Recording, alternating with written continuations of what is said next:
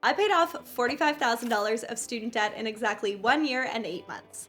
And to explain how I did it and my tips if you're trying to do the same, then I want to give you a little bit of context on this time in my life.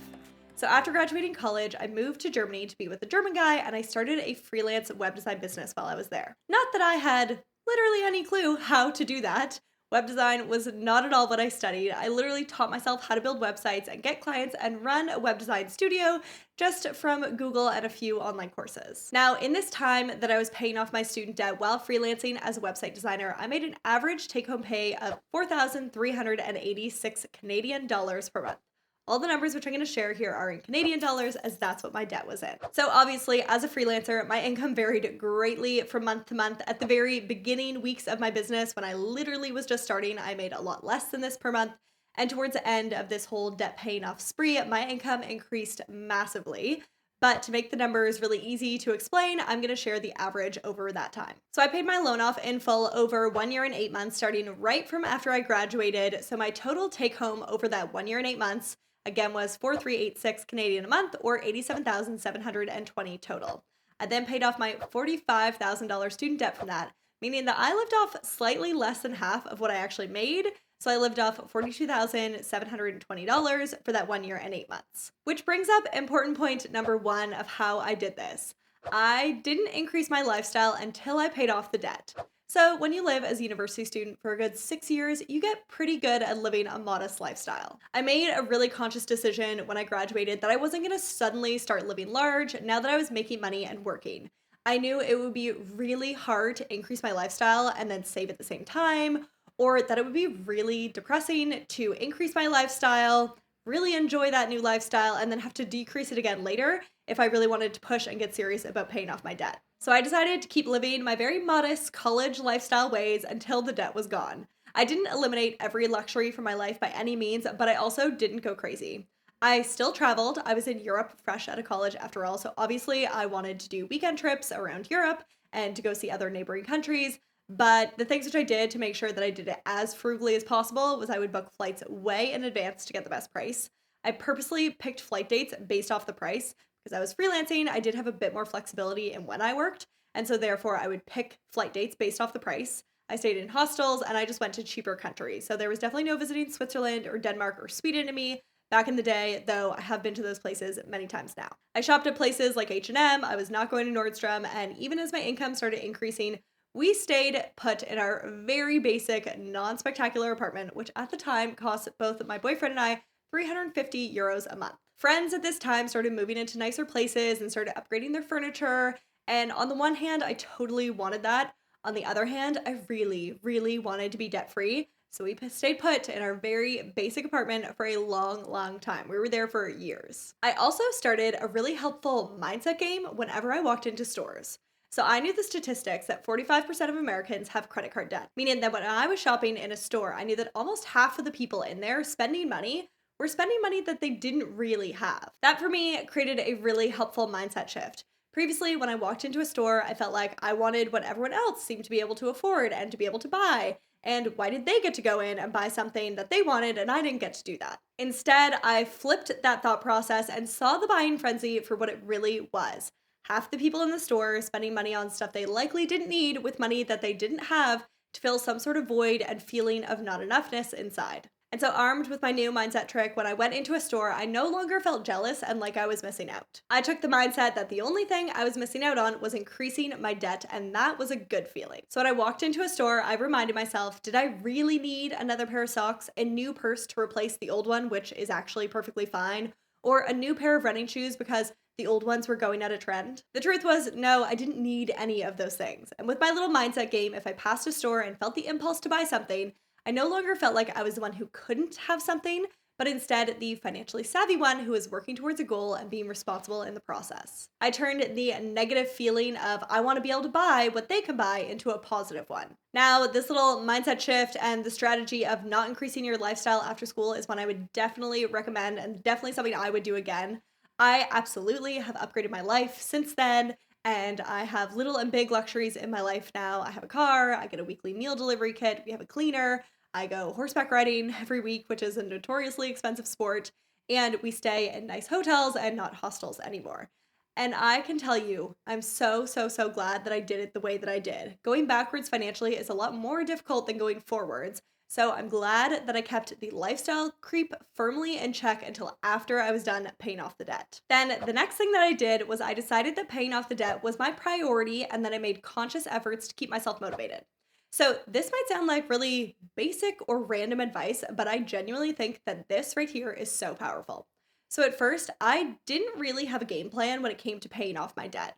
I figured I would just pay the minimum every single month, whatever the Canadian government decided it was going to be, until it was gone. Now, the average time to pay back a student loan in Canada is 10 years, and I just totally assumed that that was going to be me too. Until that is, my first payment came out, which Canada had decided would be $500 a month. Now, when I looked at the statement, I quickly realized that I paid $500, but slightly less than $300 of that actually came off the loan.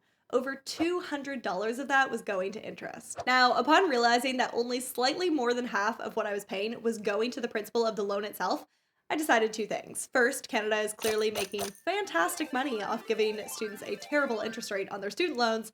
And second, that I was going to get rid of that loan as fast as I possibly could so I could avoid literally taking what felt like $200 and throwing it out the closest window every single month, which is what it felt like to be paying that much in interest. Now, that decision was honestly a major catalyst of this entire thing, of being able to pay off this debt so fast. I decided that I was going to get rid of that loan as fast as possible, and I focused everything towards that goal. Now, making that decision is honestly what got the ball rolling for me. I had always assumed that right once I finished college, I'd start saving for retirement, for example. But after reading a few finance books, I quickly realized that I would be very unlikely to be able to make $200 a month on anything that I was going to invest in for retirement. So it was definitely a lot more financially savvy to pay off the loan quickly and save the $200 a month in interest. Now, the other part that made this possible was staying motivated. It's one thing to make a decision, it's a completely other thing to be able to stick with that decision month in and month out. And to do that, I needed some serious motivation. Something which I love and which kept me really motivated was reading finance books every single week. There's thankfully no end to them, so I always had a new one on hand to read. And reading them kept me focused on the task at hand, debt repayment, and made me feel this sense of responsibility, which I liked and which also kept me at it. I also love listening to financial podcasts and stories like this one and this video of how others paid off their debt quickly too. And finally, and most practically, I also created a debt repayment thermostat, which I got to color in.